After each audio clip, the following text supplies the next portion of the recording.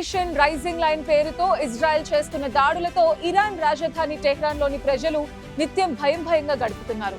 అటు అమెరికా ఇటు ఇజ్రాయెల్ టెహ్రాన్లోని పౌరులు నగరాన్ని విడిచి వెళ్లిపోవాలని అల్టిమేటం జారీ చేయడంతో వారంతా ప్రాణాలు అరచేతుల్లో పెట్టుకుని ఇతర ప్రాంతాలకు వలస వెళ్లిపోతున్నారు.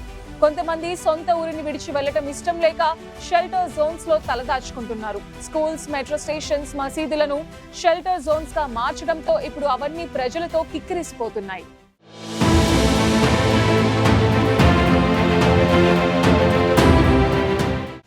ఇరాన్ రాజధాని టెహ్రాన్పై ఇజ్రాయెల్ భీకర దాడులు చేస్తోంది. ఇప్పటికే టెహ్రాన్ను విడిచి వెళ్లిపోవాలంటూ అక్కడి ప్రజలకు ట్రంప్ ఆదేశాలు జారీ చేశారు.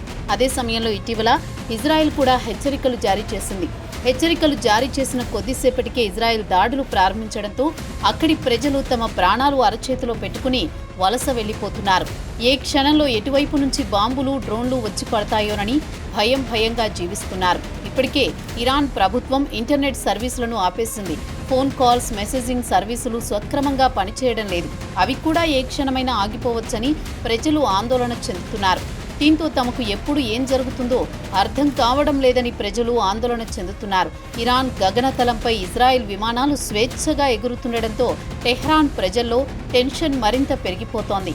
ఈ పరిస్థితుల్లో గత 3 రోజుల్లో వేలాది మంది ప్రజలు నగరాన్ని ఖాళీ చేసి వెళ్లిపోయారు. టెహ్రాన్ శివారు ప్రాంతాలు, కాస్పియన్ సముద్రం పరిసర ప్రాంతాలు, ఆర్మేనియం, తుర్కియేలకు తరలి వెళ్లినట్టు తెలుస్తోంది.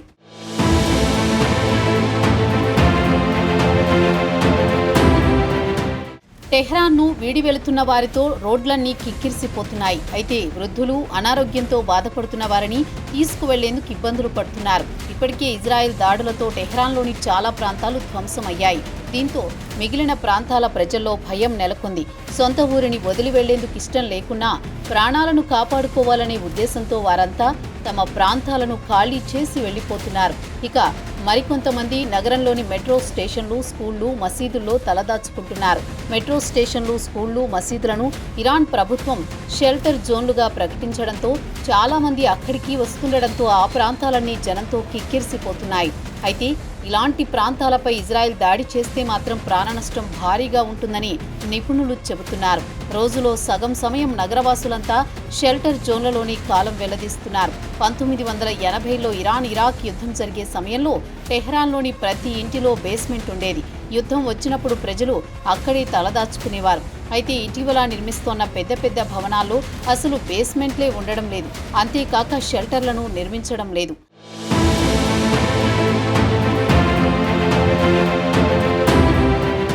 ఇజ్రాయిల్ తరహాలో ఇరాన్ ఎలాంటి సురక్షిత షెల్టర్ జోన్లను నిర్మించలేదు.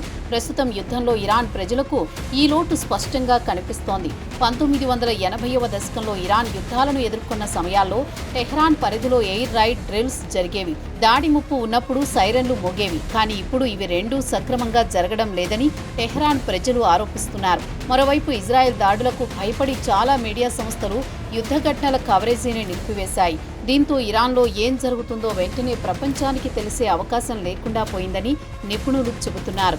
ప్రస్తుతం ఇరాన్లో ఇంటర్నెట్ ఆగిపోవడంతో పాటు కాల్స్, మెసేజెస్ కూడా వెళ్లడం లేదని స్థానికులు చెబుతున్నారు. అసలు రేపు బ్రతికి ఉంటామో లేదో తెలియడం లేదని, ఇప్పటికే చాలా మంది నగరం నుంచి వెళ్లిపోయారని, వెంటనే యుద్ధం ఆగే విధంగా ఇరాన్ పాలకులు చర్యలు తీసుకోవాలని కోరుతున్నారు. ఇరాన్లో ఏదైనా మార్పు వస్తే ప్రజా ఉద్యమంతోనే రావాలి, అంతే తప్ప ఈ విధంగా దాడులతో కాదని, తమ దేశంపై బాంబుల వర్షం కురుస్తుండడాన్ని, ప్రజలు చనిపోతుండడాన్ని చూసి తట్టుకోలేకపోతున్నామని స్థానికులు చెబుతున్నారు.